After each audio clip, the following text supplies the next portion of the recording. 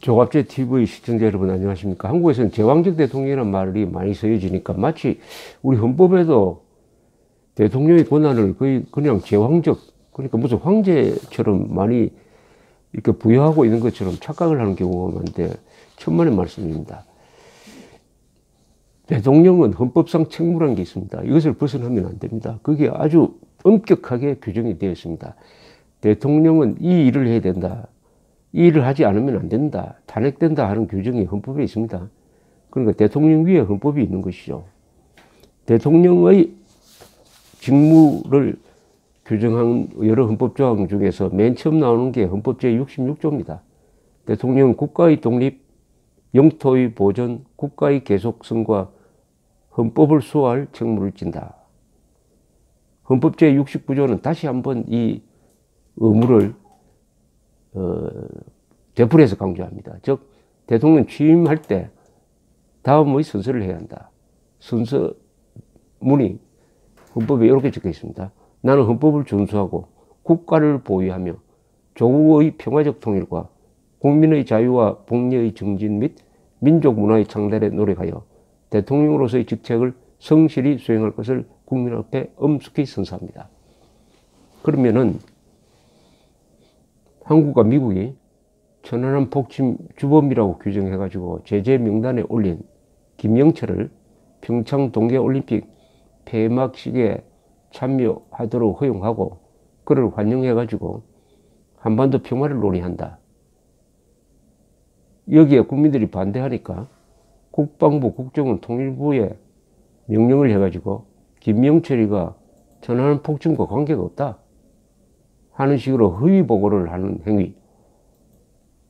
만약 대통령이 했다면은 이거는 어디에 걸리느냐? 첫째, 헌법 66조에 걸립니다. 헌법 66조, 대통령 국가의 독립, 영토의 보존이라는 책무를 진다입니다. 영토의 보존. 천안함 폭침은 우리 주권을 침해한 거죠. 말하면 영토를 침해한 겁니다. 휴전에서 남쪽으로 몰래 들어와가지고 공격을 했으니까 이건 전쟁 범죄 행위인데 왜 전쟁 범죄 행위냐 하면은 대한민국 영토를 침해한 행위죠. 그런데 그 영토를 침해한 자를 한국에 왔는데 체포도 하지 않고 환영한다. 환영하기 위해서 온갖 무리를 하는 과정에서 국방부 국정원이 거짓말을 하도록 강제했다 하면은 헌법 66조 위반입니다. 헌법 66조 위반입니다. 동시에 헌법 69조 위반이죠. 왜냐하면 국가를 보위한다고 되어 있습니다. 국가를 보위. 여기서 국가를 보위한다는 것은 국군을 보위하고 국민을 보호하고 국가의 정체성을 보호하고 헌법을 보호한다는 모든 말이 여기에 포함되어 있습니다. 국가 보위에. 김영철이라는 자는 국가 보위에 도전한 자입니다.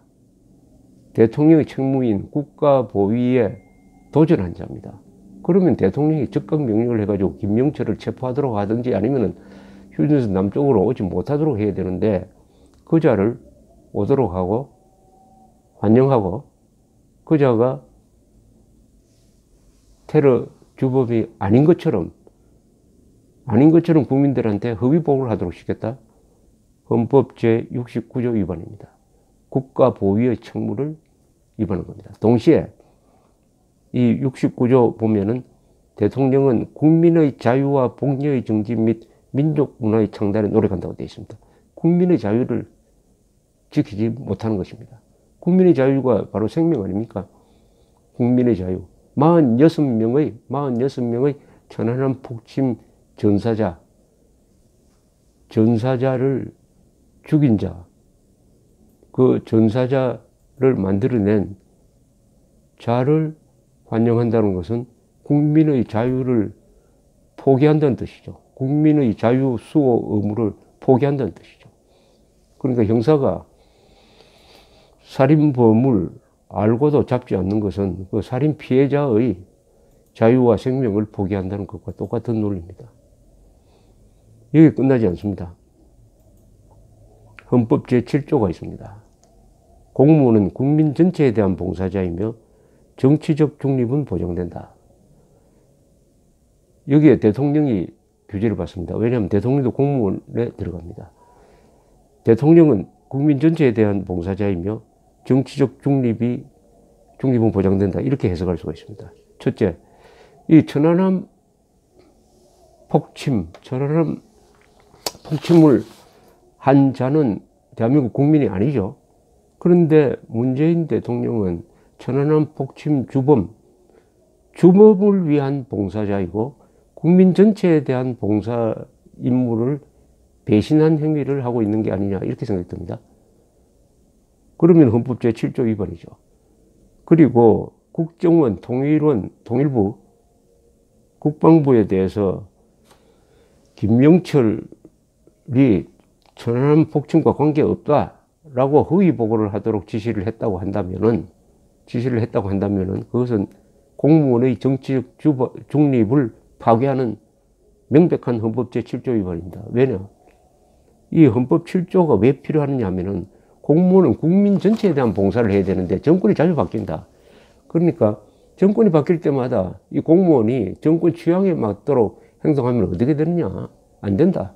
그러니까 공무원은 국민 전체에 대한 봉사자지 절대로 좌파에 대한 봉사자도 아니고 천안함 폭침을 부정하는 자에 대한 봉사도 아니고 그리고 김씨에 대한 봉사를 한 사람도 아니고 이씨에 대한 봉사도 하는 사람 아니고 기업인을 위한 봉사자도 아니다.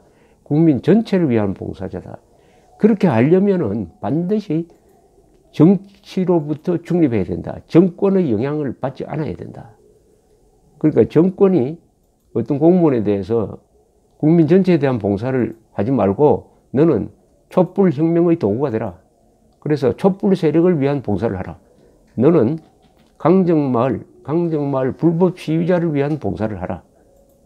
너는 김명철 북한군 총정찰국장을 위한 봉사를 하라.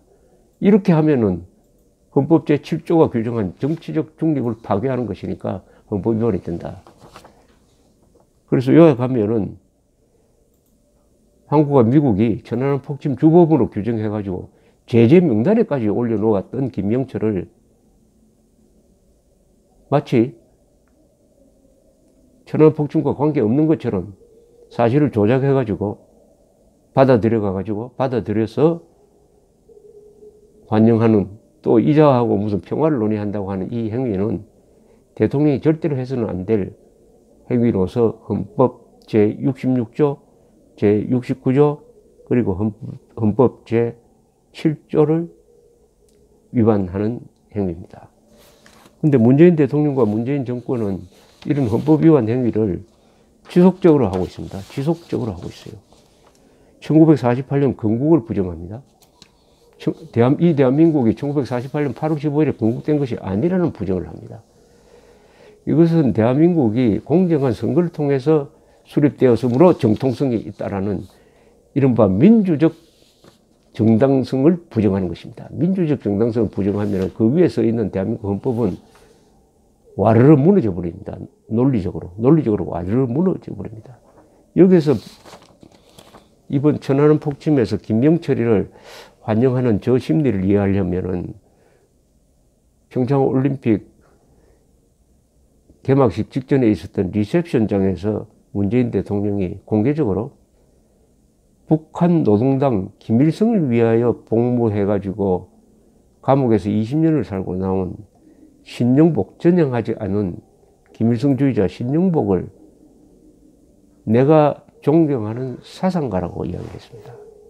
사상가. 동시에 유엔 총회 연설에서 6.25를 남침이라고 하지 않고 내전이라고 했습니다. 내전. 이것하고 또 연결이 됩니다. 그러니까 김명철을 환영하는 것이 아주 자연스럽게 됩니다.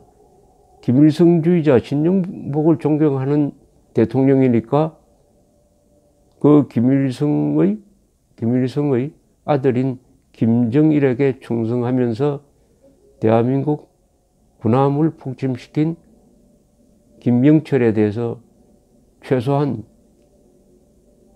반감이나 증오심, 적개심은 갖지 않게 될 것이다. 이렇게 추리할 수가 있습니다. 그러니까 김명철이가 한국에 오는 것을 허용을 했다. 아주 자연스럽습니다.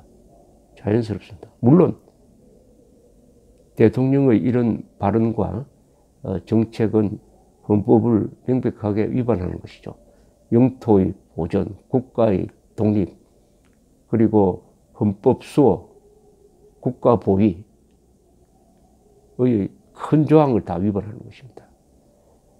뭐 하나 더 붙인다면 중국의 사드 추가 배치 안 하겠다는 입장 표명이나 핵 대피 훈련하지 않는 것, 이것 또한 헌법 위반이면 뭐 전에도 말씀드렸습니다만 이 헌법 위반이 어디에 걸리느냐 하면은 박근혜 대통령이 뭐 세월호 사고 났을 때 현장에 너무 늦게 갔다든지 현장 지휘소, 그러니까 그 대책본부에 그날 오후에 늦게 갔다, 이걸 가지고 생명권을 침해했다, 헌법에 있는 생명권을 침해했다라고 이렇게 억지를 부려서 박근혜 대통령을 탄핵하자고 이렇게 요구했던 그런 논리를 가지고 말하자면 그 정도의 아주 세밀한 억지 논리를 가지고 탄핵 사유를 만들 필요 없이 지금 여기에 탄핵 사유로 거론되는 것은 국가의 독립, 영토의 보존, 국가의 계속성 및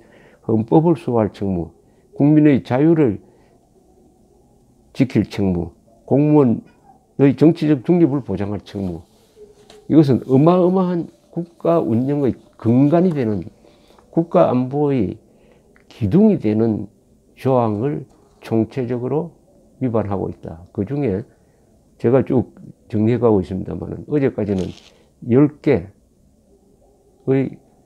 헌법 위반 혐의가 적시되었는데 오늘 하나를 더 붙였습니다. 그럼 11개가 됩니다. 11개. 이 목록을 계속 적어 나가다 보면은 어떤 결론에 이르게 될지 좀 궁금합니다. 감사합니다.